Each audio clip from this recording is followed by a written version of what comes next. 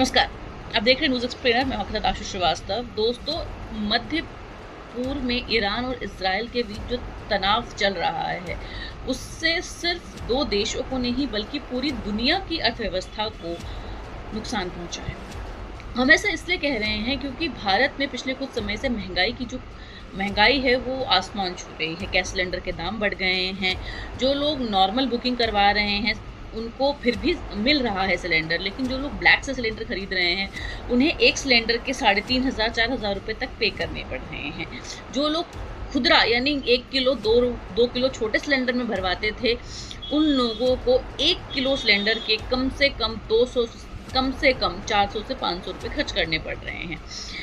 अब अगर हम बात करें भारत में महँगाई मापने की, तो सीपीआई यानी कंज्यूमर प्राइस इंडेक्स जो है वो भारत में महँगाई को मापता है। जैसे ही ईरान और इज़राइल के बीच युद्ध शुरू हुआ, भारत में महँगाई की जो दर है वो तेज़ी से बढ़ते हुए दिखाई। एक रिपोर्ट बताती है कि भारत में जो महँगाई दर है वो 5 से 6% के बीच बनी हुई है। आइए जानते हैं इस रिपोर्ट में कैसे महँगाई दर बढ़ रही है और इसका असर हमारी जेब पर कितना पड़ने वाला है।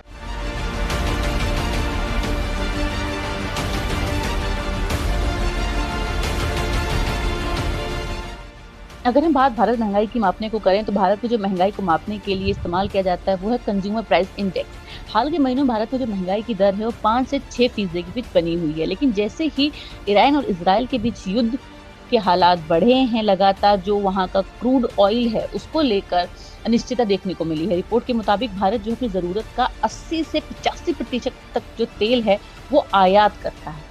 इसलिए अगर क्रूड ऑयल महंगा होता है तो पेट्रोल डीजल के दाम बढ़ेंगे। जैसे ही पेट्रोल डीजल के दाम बढ़ेंगे, वैसे ही ट्रांसपोर्ट की कॉस्ट बढ़ जाएगी।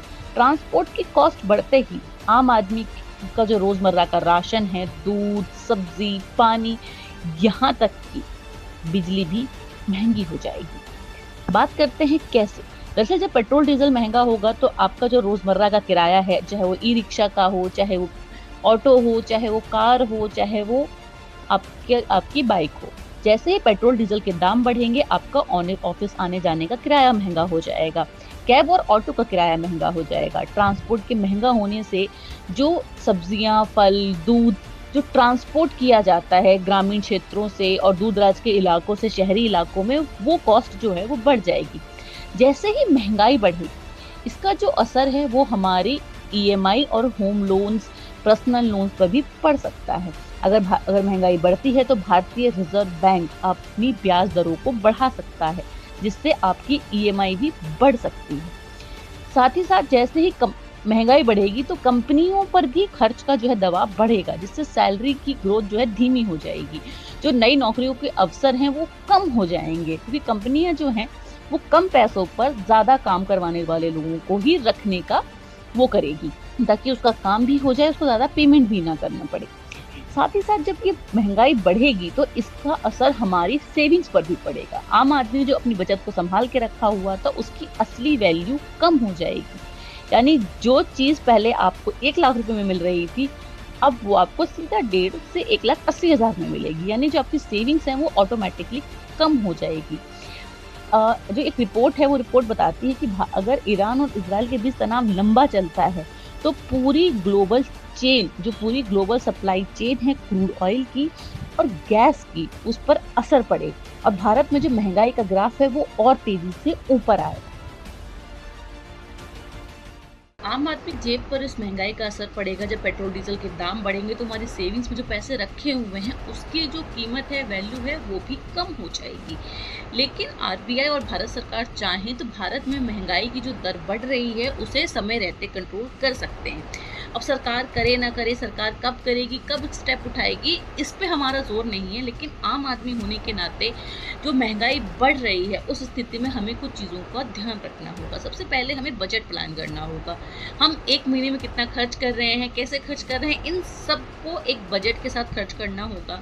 सेविंग्स और इमरजेंसी फंड तैयार करना होगा, ताकि युद्ध के हालात के बीच हमें कभी इमरजेंसी हुई, मेडिकल इमरजेंसी हुई, तो उसके लिए हमारे पास अकाउंट में पैसे हो। जहाँ तक हो सके हमें लोकल और सस्ते दूसरे जो विकल्प हैं उनको अपनाने होंगे। साथ ही जो हमारी फिजूल खर्ची होती है, हम सोचते हैं कि चलो एक चीज़ कर लेते हैं, क्या ही फ़र्क पड़ जाएगा, 200 रुपये यहाँ खर्च कर लेते हैं, क्या ही फ़र्क पड़ जाएगा। लेकिन छोटी-छोटी प्लानिंग, जो छोटे-छोटे खर्चे होते हैं, उन्हें अगर ठीक तरीके से मैनेज किया जाए तो सेविंग्स को बढ़ाया जा सकता है। ये जो पूरा युद्ध चल रहा है, इसमें एक आम आदमी होने के नाते हमारा एक यही फ़र्ज़ बनता है कि हम समझदारी और ज़रूरत के हिसाब से चीज़ों को खर्च करें।